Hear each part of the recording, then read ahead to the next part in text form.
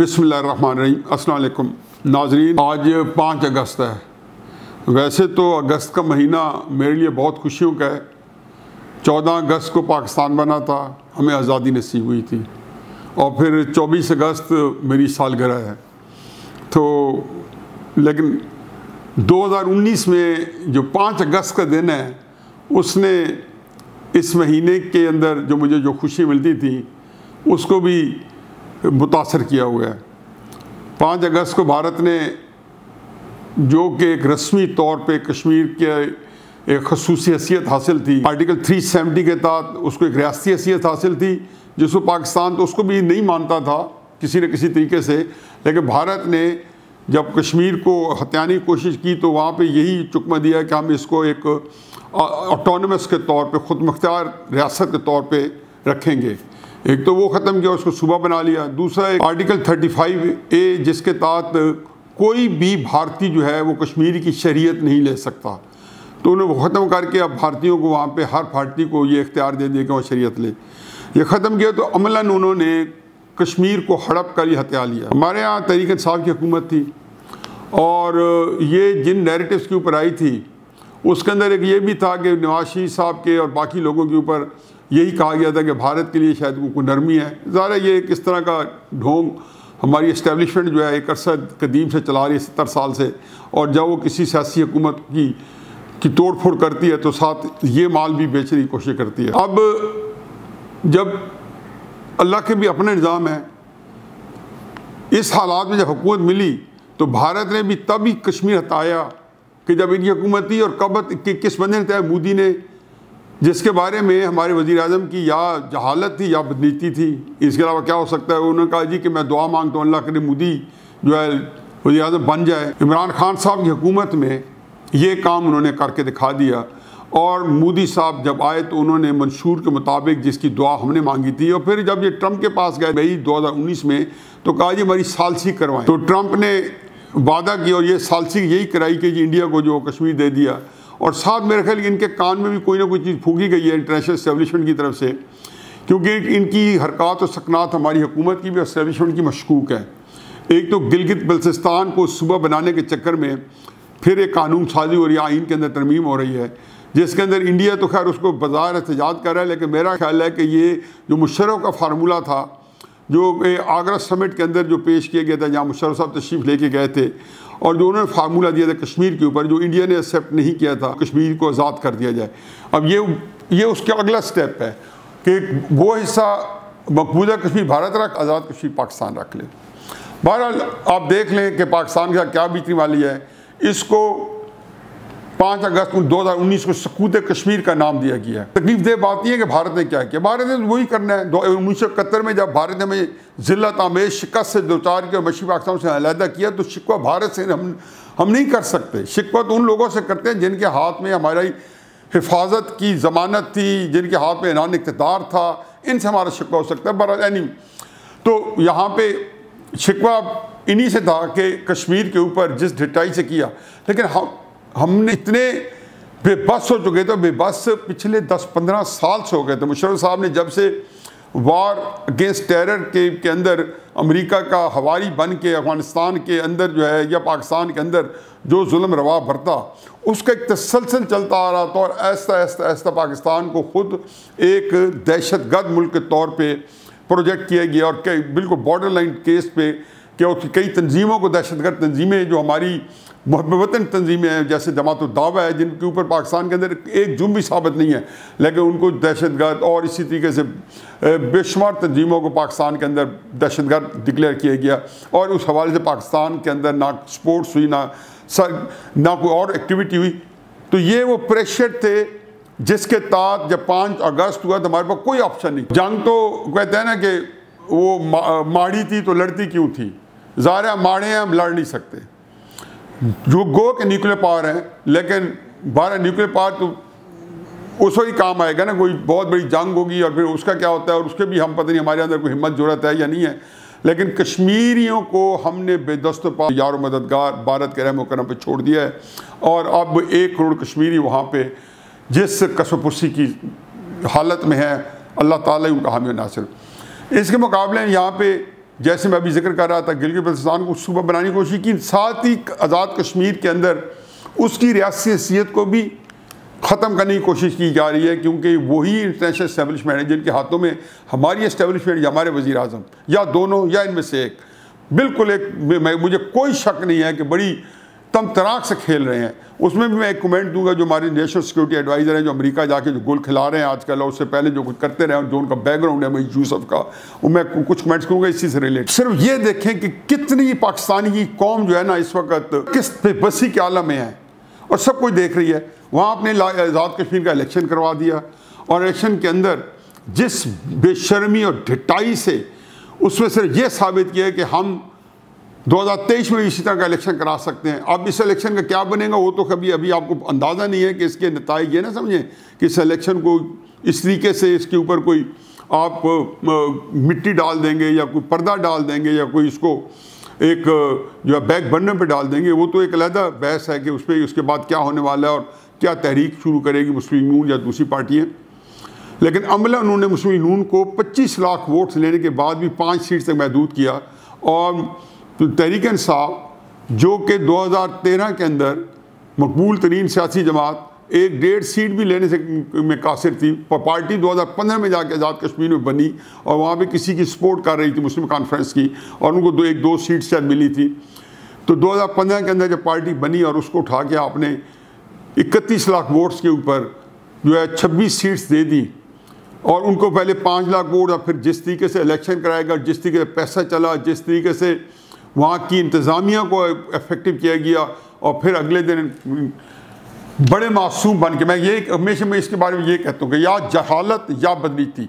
मासूमियत से कहा कि जी इलेक्शन कमीशन तो आपका था, हम जुल्फ था जी आज़ाद कश्मीर के वज़ीर आज़म आज़ाद कश्मीर का। तो अगले दिन बड़ा फिटिंग ने रिप्लाई आया कि पैसा भी आपका, हुकूमत पाकिस्तानी कंट्रोल में, इंतज़ामी कंट्रोल में, और इतनी कंट्रोल में कि अली अमीन गंदापुर को इलेक्शन कमीशन ने बैन किया, और उसका तमस्खर ये उड़ाया कि वज़ीर आज़म ने ये कमाल कर दिया कि अगले जितने दिन वो गया और उसके बाद खुद भी अली अमीन गंडापुर या गंदापुर वो वहाँ दंदनाता फिरता था।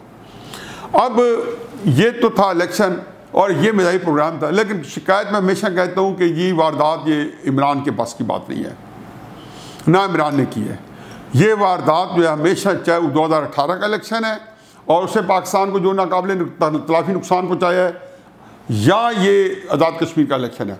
अब इस इलेक्शन के एक और भी मज़ाही प्रोग्राम है, और वो मज़ाही प्रोग्राम ये है कि इसमें एक बंदा जो है जो कि आजकल वज़ीर आज़म बने, उनका नाम है अब्दुल क़य्यूम नियाज़ी। तो खैर वो जब बने तो पहले मैंने भी सुना अब्दुल क़य्यूम नियाज़ी, तो मेरे जहन में आया कि शायद कोई भूला बरसा नियाज़ी क्या करते थे कि पुराने 200 साल पहले, 300 साल पहले, 100 साल पहले, 50 साल पहले जब बाहमी कबाइल की नियाज़ियों की जो दुश्मनी होती थी वो कत्ल करते थे, तो वो फिर ऐसी जगह जाके आबाद होते थे, कोई ना कोई अगर उनको ख़तरा होता था तो पूरा का पूरा कबीला छोड़ जाता था। तो ये हर जगह पे, ये होशियारपुर में सेटल हो गए और कई जगहों पे पाकिस्तान के अंदर, खानेवाल में सेटल हुए, फैसलाबाद में सेटल हुए, तो इनकी बैकग्राउंड दुश्मनी थी। तो मेरा ख्याल था कि कोई ऐसा था कि जो कश्मीर सेटल हो गया होगा, लेकिन जब वज़ीर आज़म के तौर पे, और मैंने उसकी ज़्यादा उसके ऊपर गौर ही नहीं किया क्योंकि नाम वज़ीर आज़म बने 5-6 दिन पहले कोई एक सामने आया कि एक अब्दुल क़य्यूम नियाज़ी भी वहाँ को MNA बने हैं। जब पता चला कि वज़ीर आज़म के लिए शॉर्ट लिस्ट हो गए, वज़ीर आज़म बन गए, तो उनका नाम था सरदार अब्दुल क़य्यूम। और जब सरदार हुआ पूंछ सुना तो मुझे ये तो पता कन्फर्म हो गया कि ये जितने पूंछ के और बाग के इलाके के अंदर ये कश्मीरी हैं, तो ये सरदार लिखते हैं और ये जमपल कश्मीरियों की हैं। चुनाचे मुझे 100% यकीन था कि नियाज़ी नहीं होंगे, लेकिन इसके नियाज़ी से सिर्फ पहले कि मैं बताऊं कि ये वज़ीर आज़म बनने से पहले इमरान खान साहब बाग में तकरीर फरमा रहे थे और उन्होंने बाग के जो भी 2-3 मुल्हिका हल्के थे उनके नाम लिए। तो चूँकि ये मेरी तरह हमारी एक ही उम्र है वज़ीर आज़म साहब की और मेरी, तो मैं भी ऐनक लगा के पढ़ता हूँ, इसलिए जब मैं ऐनक ना हो तो समझे मैं कुछ पढ़ नहीं रहा हूँ, तो मुझे नज़र ही नहीं आ रहा यहाँ पे। तो पहले तो ये देखें कि मौसूफ को ये पता ही नहीं था कि इलेक्शन कौन लड़ रहा है। अब उन्होंने ये कहना तो था कि मैं तकरीर करने के बाद, और जो झूठ बोले थे क्योंकि अपनी अपोजिशन के साथ, क्योंकि थोड़ा सा इनके अंदर हसद का मादा भी मैंने देखा है वज़ीर आज़म साहब में बहुत पैदा हो रहा है, उसको एक हमारा अलहदा टॉपिक है। तो उन्होंने जब देखा तो ऐनक नहीं लगाई हुई थी, तो बड़े गौर से देखा, किसी ने बड़ा बड़ा लिख के दिया होगा, तो पढ़ के सुना रहे हैं कि मैं किसकी मदद के लिए। तो आप वो ज़रा वीडियो देखें और बॉडी लैंग्वेज देखें।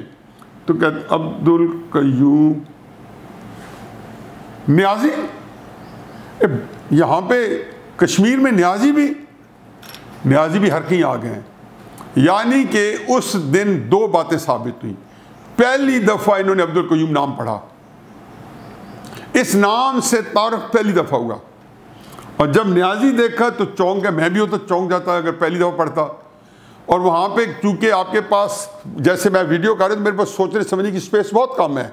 मुझे एक एक लम्हे में फैसला करना है कि मैं अगली बात क्या करनी है, क्योंकि स्पीकर ऑन है, जो सामने पब्लिक बैठी हो सारी कुछ। तो उन्होंने वहीं पे फैसला किया, और जाहिर है कि उन्होंने यही जेहन में आता कि न्याजी यहाँ भी पहुँच गया। एक चलो गुमा है। अब पहले तो ये लतीफ़ा सुन लें कि वो न्याजी नहीं है। अब तो हर टीवी चैनल ने, और कल शामी साहब ने नुक्ता नज़र में मेरी उनसे बात भी हुई थी, और मैं उनसे दिन को डिस्कशन यही हो रही थी, उन्हें बता दिया। और ये बाकी जियो में ने भी बताया उससे पहले भी। मैं चूँकि वीलॉग कल कर नहीं सका, तो इसलिए मैं इस बात को आज दोहरा रहा हूँ। वो ज़ात के मुग़ल हैं और सदियों से कश्मीर में हैं। ये बहुत सारे मुग़ल जो हैं कश्मीर में आबाद हैं, गुज्जर, मुग़ल, अवान, ये कश्मीर के नेटिव्स हैं। तो कुछ थोड़े से राजपूत भी हैं, लोग हैं, ये नेटिव्स हैं। इनको ये ना समझें कि ये कोई राजस्थान का राजपूत है या मुग़ल है, तो कोई जो है वहाँ से आया होगा, लखनऊ से या आगरा से या दिल्ली से। तो चुनांचे ये मुग़ल हैं, कश्मीर हैं, सियासत में हैं। सरदार अतीक साहब के साथ ये जब वज़ीर आज़म थे, ये मिनिस्टर रह चुके हैं। सरदार कयूम साहब की पार्टी से इनका ताल्लुक़ था। और उनका लतीफ़ा शामी साहब ने जो बताया तफसील से, वो था कि ये सऊदी अरब में थे। इनका नाम भी था सरदार अब्दुल कयूम खान, इनके पार्टी लीडर का नाम भी था सरदार अब्दुल कयूम खान। तो इनका डेल डोल चूँकि अच्छा था, लंबे कद बुत के, गोरे चिट्टे सफ़ेद, बड़ी बड़ी मूँछें, दाढ़ी। तो सरदार अतीक साहब ने शामी साहब को शायद बताया है कि हम दोनों सऊदी अरेबिया में इकट्ठे थे, वहाँ पढ़ रहे थे। तो जब वो पढ़ रहे थे तो वहाँ पे बड़ा कन्फ्यूजन होता था कि सरदार अब्दुल कयूम खान कौन सा है। तो मैंने कहा तुम ऐसा करो, तुम्हारा नाम है सरदार अब्दुल कयूम न्याजी, तो ये इनका तखल्लुस न्याजी है। तो ये तो टोटल हकीकत है। अब आप ये ना समझें कि इसी गलत फहमी ने उनको वज़ीर आज़म बना दिया है। उसकी एक और साइंस है जो मैं, ये मुबीन साहब मुझसे बार बार कहते हैं कि वो साइंस बतानी है। तो मैं ये मुबीन साहब जो ये सारा प्रोग्राम जो प्रोड्यूस कर रहे हैं, मैं इनका जिक्र कर रहा हूँ। तो ये फरमाते हैं कि ये बता असल वजह क्या। तो जो मेरे सुनने में आई है उसकी भी मैं कुछ तवजीह और भी होगी कि इमरान खान साहब ऐन से हैं, और ऐन से उस्मान बुज़दार हैं, और जिन्होंने ऐन से काम करवाए थे कि जी ऐन से जो आप काम करवाएंगे जिस बंदे से, तो उसमें बहुत ही एक रूहानियत है। उन्होंने ही तय किया है कि ऐन से अब्दुल कयूम है। तो ये नून से न्याजी की वजह से नहीं बने, ये ऐन से अब्दुल कयूम की वजह से बने हैं। अब बाकी ये है कि अल्लाह ताला का काम है। तो अब्दुल कयूम न्याजी साहब को भी आप अब्दुल कयूम बुज़दार भी कह सकते हैं, और उस्मान बुज़दार को उस्मान न्याजी भी कह सकते हैं। इस तरीके से पूरे पाकिस्तान में अब न्याजियों की हुकूमत है, क्योंकि वैसे भी जो है कई न्याजी, मेरी मुलाकात हुई तो मैंने पूछा आप न्याजी हैं? तो उन्होंने कहा जी नहीं, हम पत्नी फ़लाँ के न्याज़मंद हैं तो हम न्याजी लिखते हैं। कराची में मुझे बहुत ऐसे मिले। तो ये समझें कि इमरान खान के न्याज़मंद जो न्याजी हैं, उनमें से अब एक अब्दुल कयूम न्याजी हैं और एक सरदार उस्मान न्याजी हैं, या उस्मान बुज़दार न्याजी हैं। तो ये तो उसी खेल है। अब उसके अंदर मैं एक दो और इम्पॉर्टेंट बातें हैं जो कल परसों मेरे ख्याल है 2-3 फिक्रे में कहता जाऊँ। ये यूसुफ साहब अमेरिका के दौरे पे हैं, DJI के साथ गए हैं। अब मैंने पहले बताया कि ये बंदे जो भी हैं ये मशकूक हैं। हम हुसैन हक्कानी साहब जो पहले हमारे स्पीकर रह चुके हैं, तो वो कहते हैं दूध का जला छात को फूंक फूंक के पीता है। इनका बिल्कुल तकरीबन वही है। हुसैन हक्कानी बहुत टैलेंटेड है, इनका कोई मैच नहीं है कैपेसिटी का, टैलेंट का, एक इंजेन्युइटी का। हुसैन हक्कानी एक लीग ही और है काबिलियत की। लेकिन हुसैन हक्कानी के वक्त में किस तरीके से पाकिस्तान के अंदर पहले भी यही काम चल रहा था, लेकिन उसका तसलसल था कि हमारे यहाँ CIA जो थे, कोई 3,500 CIA का और उनसे रिलेटेड जो लोग थे, अमरीकी एजेंट वीज़ा लगवा के आए थे। वही यूसुफ साहब जो है उसी बैकग्राउंड के थे, और जिन इंस्टीट्यूट के थिंक टैंक्स में काम करते रहे, ये सारे CIA के सेटअप्स हैं अमेरिका के अंदर। 12 पता नहीं हमारी एस्टेब्लिशमेंट भी ऐसा मार्का मारती है, और इमरान खान साहब का भी हो सकता है ये सोच हो कि जी वो कहता है ना, set a thief to catch a thief. तो चोर को पकड़ने के लिए अगर चोर आप डालोगे, पुलिस वाले भी कह दो चोर को कह दें हमें चोर पकड़ के दो, तो चोर चोर को पकड़ लेता है। तो इसी गुमान के साथ कि जी एक अमरीकी बंदे रखेंगे तो आसूदगी होगी। अब उन्होंने अमेरिका में जाके एक स्टेटमेंट अजीबोगरीब दे दिया। उन्होंने कहा जी कि जो बाइडन पे बड़ा जी हमें बड़ी अफसोस है कि जो बाइडन ने वज़ीर आज़म को कॉल नहीं की। मेरा ख्याल है ये वज़ीर आज़म को एम्बेरस करना चाहते थे, शर्मिंदा करना चाहते थे, क्योंकि ये बेइज्जती की बात है किसी को कहना आप हमें कॉल करें। भाई क्या फ़र्क पड़ता है। वज़ीर आज़म ने बल्कि बेहतर जवाब दिया था कि जो बाइडन ने कॉल नहीं की, उन्होंने कहा जी उनकी कई अपनी प्रायरिटीज़ होगी, उनकी अपनी मसरूफियात होंगी, अपनी तरजीहात होगी। बेहतरीन जवाब है, हेल विद एवरीथिंग, इसका मतलब था हेल विद एवरीथिंग। और मेरा ख्याल है कि वज़ीर आज़म ने बहुत अच्छा जवाब दिया। अब इन्होंने वहाँ एक और हरकत भी की। ये DTI से जनरल फैज़ साहब के साथ गए हुए थे, वो तो वापस आ गया, ये शायद अभी तक वहीं पे हैं।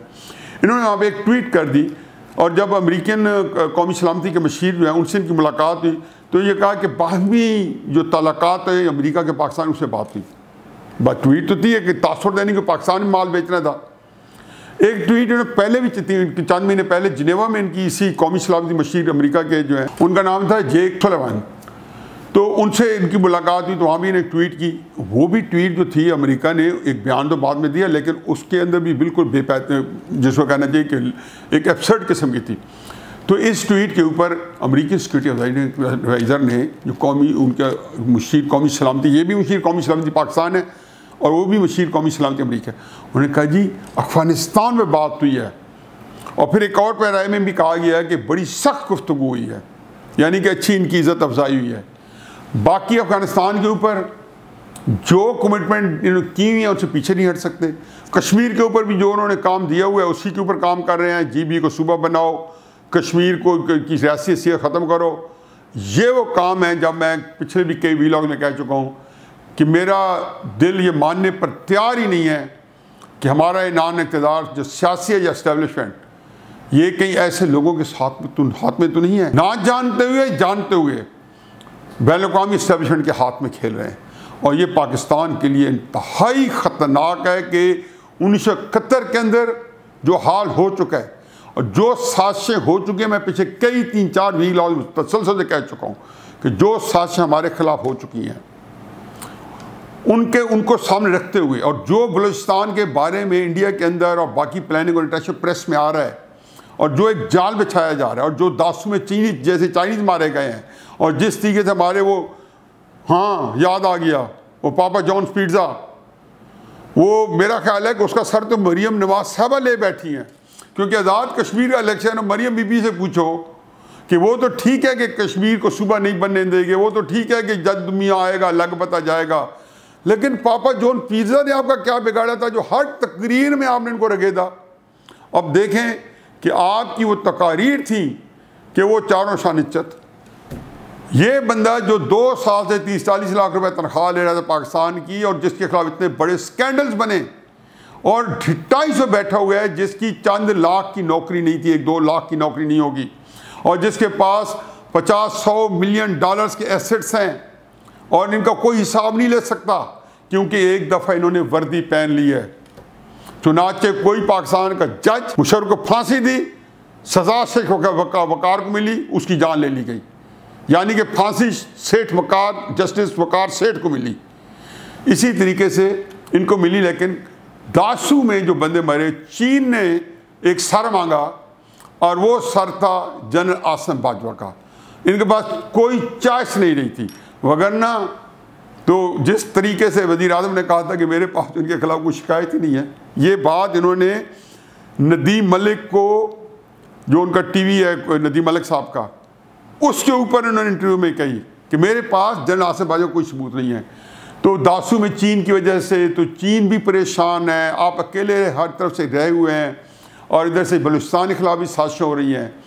तो मेरा ख्याल है कि जिस तरीके से पापा जॉन्स वाले का बक्कू ठपा गया है, ये जिसको कहना चाहिए कि गैब की कहीं पे हमारे हुक्मरानों पे या उन लोगों को जिनके लाएँ उन पे ना आ जाए कि वो पाकिस्तान जो है 27 रमज़ान को वजूद में आया था और इसमें एक मशीयत एज़दी अल्लाह ताला का एक बहुत बड़ी कुछ स्कीम थी और ये मुल्क एक ख़ास स्कीम के तहत वजूद में आया है।